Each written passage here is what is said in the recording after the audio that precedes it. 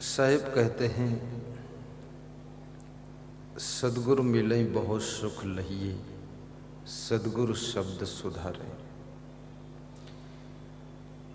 यदि आपको जीवन में कोई ऐसा सदगुरु मिल जाए जो अपने ज्ञान के शब्दों के द्वारा आपके जीवन को बदल दे, सुधार दे, परिवर्तन कर दे, तो क्या घटना घटेगी? बहुत सुख प्राप्त होगा। सद्गुरु मिले बहुत सुख लहिए।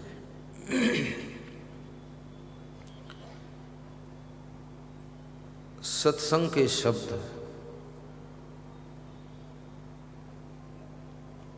ज्ञान की वाणी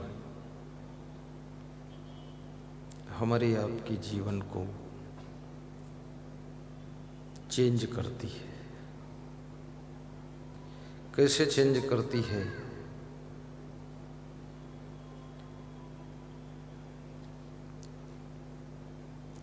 जिससे आपने देखा होगा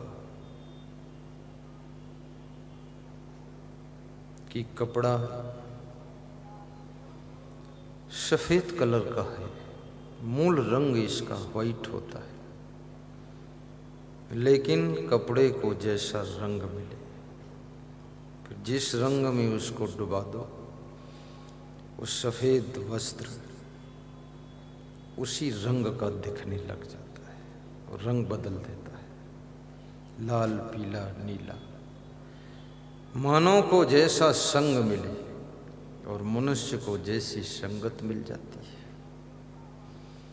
संगत बहुत बड़ी चीज है।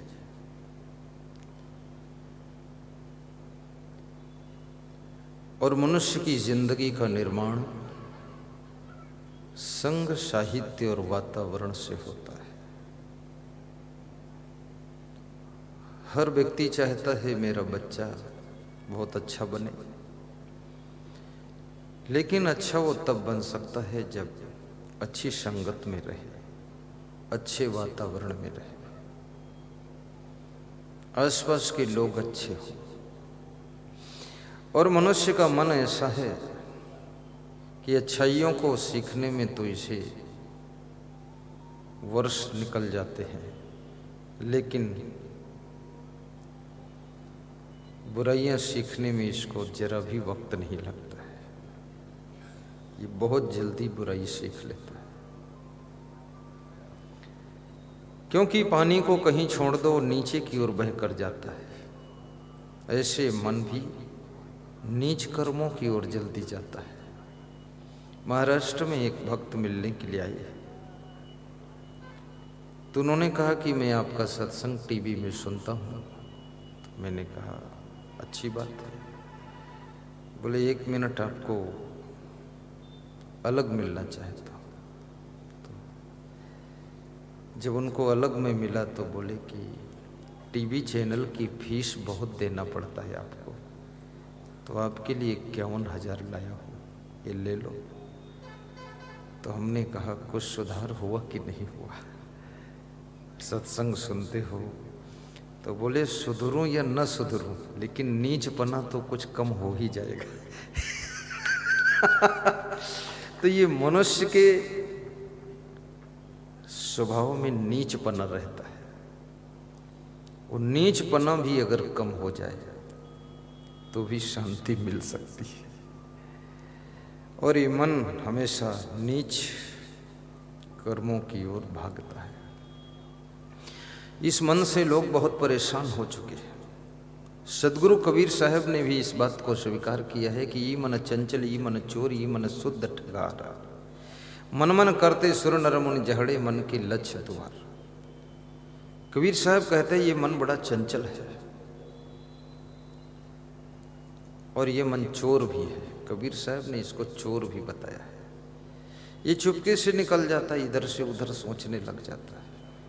ई मन शुद्ध ठगहार, और ये प्योर ठग है। इसने बहुत लोगों को ठगा है।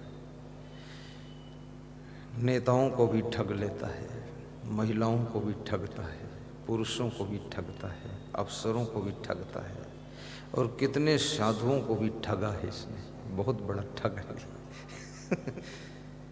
जरा सा चूक जाओगे ये मन तुमको ठग लेगा, शुद्ध ठगहार। मन मन करते सुर नर मुनि चढ़े, और मन के ऊपर चर्चा करते करते सुर नर मुनि ये सब अज्ञानता में ही जकड़े रहे, अज्ञानता के अंधकार में भटकते रहे। मन के लक्ष्य द्वार और मन के निकलने के लाखों द्वार हैं। जब तुम ध्यान में बैठते हो तो आपका मन क्या ध्यान में रहता है? नहीं रहता है। फिर मन दुकान में चला जाता है, ये मन मंदिर की याद करता है, सड़क की याद करता है। कितने स्मरण अंदर अंदर आते रहते हैं। इसलिए बहुत से लोगों से मैंने सुना है कि जब ध्यान में बैठता हूं तो मन में बड़ी चंचलता होती है। और संत लोग भजन भी गाते हैं कि जितना इसे समझाऊं उतना ही मचल जाए। इस मन को जितना समझाता हूं उतना ही मचल जाता है। और ये मचलता कहाँ है? कभी लोभ में मचल जाता है, कभी मोह की ओर मचलता है, और कभी क्रोध के कारण मचलता है, कभी अभिमान में मचलता है, कभी ईर्ष्या द्वेष में मचल जाता है, और कभी काम वासना में मचल जाता है।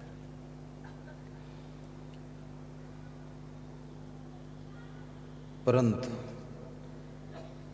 अर्जुन कहते हैं कि मन ऐसे चंचल है जैसे वायु र्युषु दुष्करम चंचलम ही मना कृष्णा प्रमाथि बलवदृढ़। मन बहुत ही प्रमथन करने वाला है, ऐसा अर्जुन ने कृष्ण से कहा। जैसे वायु को वश में करना कठिन है, ऐसे मन को वश में करना कठिन है। तो श्री कृष्ण उत्तर देते हैं श्रीमद् भगवत गीता में कि असंशयम महाबाहो मनो दुर्निग्रहम चलम। महाबाहो, अर्जुन का एक नाम महाबाहो भी था, दूसरा नाम पार्थ भी था, और प्रचलित नाम अर्जुन है। ये बहुत नाम रखते थे पहले लोग। अभी तो एक नाम में ही लोग संतोष कर लेते हैं, ज्यादातर 2 नाम हो जाते। लेकिन अर्जुन के बहुत नाम थे। कौन्तेय भी इनको कहते थे, कौन्तेय, पार्थ, ये अर्जुन के नाम थे। और जिस समय अज्ञातवास में, उस समय इन्होंने बहुत नाम बदले थे। कभी कभी नाम बदलकर भी काम हो जाता है, और कभी कभी कपड़े बदलकर भी काम बन जाता है। और ये सब बातें बहुत बुद्धिमान और विवेकवान समझते हैं। कृष्ण कहते हैं, हे कुंती पुत्र अर्जुन, अभ्यासेन तु कौन्तेय। हे कुंती पुत्र अर्जुन, महाभारत के काल में मां का महत्व ज्यादा होता था। जब किसी का परिचय पूछा जाता था तो अपनी मां का नाम बताते थे, बाप का नाम कम बताया जाता था। धीरे धीरे अब पिता का नाम, कलयुग में पिता का नाम ज्यादा चलता है। और त्रेता युग की अपेक्षा कलयुग ज्यादा अच्छा है, द्वापर की अपेक्षा भी कलयुग अच्छा है, और आज का युग बहुत अच्छा है। लोग कहते हैं कलयुग चल रहा, सब बिगड़ गए हैं। तो मुझे लगता है द्वापर और त्रेता से अभी अच्छी व्यवस्था है, सेटिंग अच्छी है, नियम विचार अच्छे हैं, सब समझदार भी ज़्यादा है, लोगों के घर भी अच्छे हैं, लोगों की गाड़ियाँ अच्छी हैं, और जितने लोग हैं सब होशियार ज़्यादा है। और पहले से लड़ाई झगड़ा भी ज़्यादा नहीं है, उससे कम ही है अभी। और मर्यादा भी ज़्यादा है, मर्यादा कम नहीं है।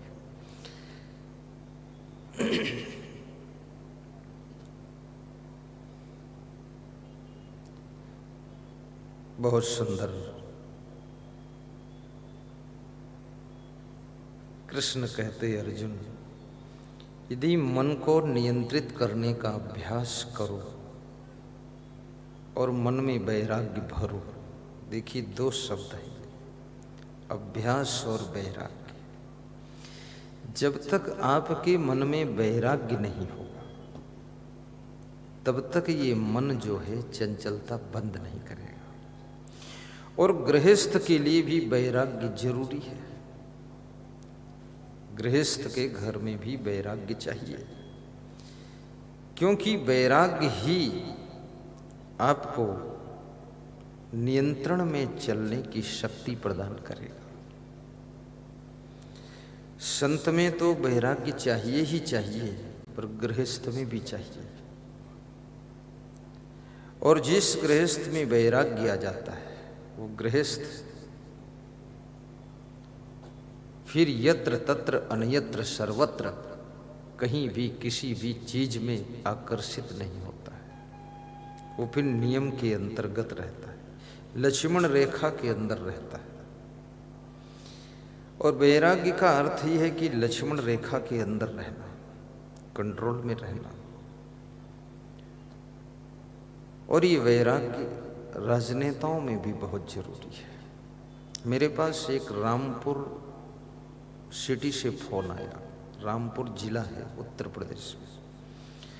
तो उस फोन में मैं तो बात करना नहीं चाहता था, लेकिन हमारे साथ बहुत दयालु संत लोग हैं, तो उसने बहुत हमें समझा बुझा के बात करा था। तो जब बात हुई तो उसमें एक स्त्री रो रही थी, बहुत रो रही थी। तो 5 मिनट तो रोती रही और मुझे नींद बहुत आ रही थी। मैं गाड़ी में सोने ही जा रहा था। अब वो रोना धोना बहुत शुरू किया। तो मैंने कहा बताओ है क्या? तो नींद तो भंग हो गई उसकी रोने धोने। फिर उठ के मैं बैठ गया। उसने कहा मेरा पति राजनेता है, मेरे घर मुख्यमंत्री भी आते हैं, बड़ा नेता है मेरा पति, रामपुर में घर है। तो हमने कहा जिसका पति राजनेता और जिसके घर में मुख्यमंत्री मेहमान बनकर आते हैं, फिर वो लेडीज क्यों रो रही है? बोले आगे की कहानी तो सुनो आप। तो हमने कहा क्या हुआ? बोले मैं टीवी में आपका प्रवचन सुनती हूँ। हमने कहा तो अच्छी बात, पर रोती क्यों हो? क्योंकि मैं रोने वाला प्रवचन करता ही नहीं, मैं तो हंसने वाला करता। तो उसने कहा मेरा पति लखनऊ में ही ज्यादा रहता है। तो हमने कहा फिर उसमें क्या प्रॉब्लम? बोले वहां दूसरी औरत को रखता है। तो हमने कहा ये तो बहुत बड़ी समस्या है। बोले हम इसीलिए रोती हैं, हम क्या करें? तो मैंने फिर उसको 29 मिनट वैराग्य सिखाया। 29 मिनट लगा और तब से दोबारा उसका फोन भी नहीं आया, वो निपट गई। और 29 मिनट का वैराग्य सिखाने के बाद अंत में उसने हंसना शुरू किया। बोले भाड़ में जाने दो पतिवती को, लफड़ा खत्म हो गया। हमने कहा जो पति तुम्हारे प्रेम को समझ नहीं पा रहा है उसके लिए तुम्हारा रोना व्यर्थ है। वो लखनऊ में पड़ा है, सड़ा है, उसके चक्कर में क्यों पड़ी हो तुम तो अपने सुख से भोजन बनाओ, खाओ, आराम से रहो, व्यायाम करो, योगा करो, पैदल चलो, शरीर को स्वस्थ रखो, हंसो, प्रवचन सुनो, और टाइम मिल जाए तो दिन में भी 1 घंटा सो और रात में भी सोइए, आनंद करिए, मुस्कुराइए। ये पति वती में सुख कहाँ रखा है? तो उसको वैराग्य आ गया, ज्ञान आ गया। उसने कहा तो हम आपका प्रोग्राम करेंगे। हमने कहा प्रोग्राम मत करना, क्योंकि पति पत्नी का जिसके घर में तालमेल ना हो उसके घर में गुरु को भी जाना नहीं चाहिए, नहीं तो गुरु बीच में खतरे में पड़ जाएगा। 2 पाटन के बीच में साबुत बचा न खो।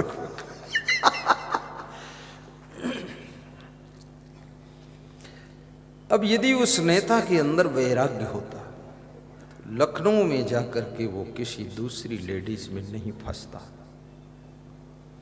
राम के मन में यदि वैराग्य न होता तो वनवास में जाकर के भी एक नया लफड़ा खड़ा हो जाता। शूर्पणखा आकर के भगवान श्री राम को अपनी ओर आकर्षित करती है। याद रखना, दुनिया के अंदर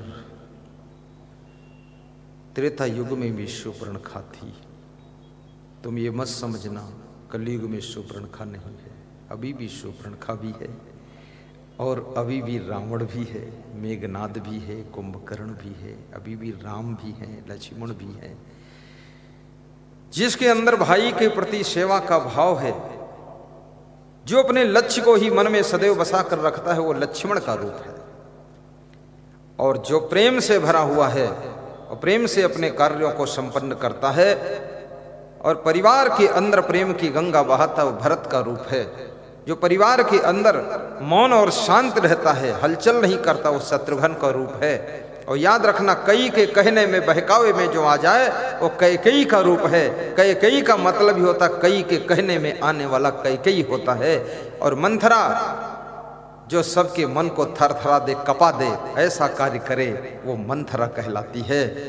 और याद रखना, मेघनाद जो मेघ जैसी गर्जना करे, अर्थात जो अहंकार से भरा हुआ है, वो मेघनाद का रूप है। जो आलस्य, प्रमाद और निद्रा से भरा हुआ है, उल्टा पलटा खाता पीता है, वो कुंभकर्ण का रूप है। और जिसके अंदर अभिमान और वासना आंधी तूफान मचा रखी है, जो किसी की सुनता नहीं, मानता नहीं, पत्नी की भी नहीं मानता, न माँ की मानता है, न किसी की मानता है, उसका नाम रावण होता है। ऐसे ऐसे रावण भी बहुत रहते हैं, हर गांव में रहते हैं।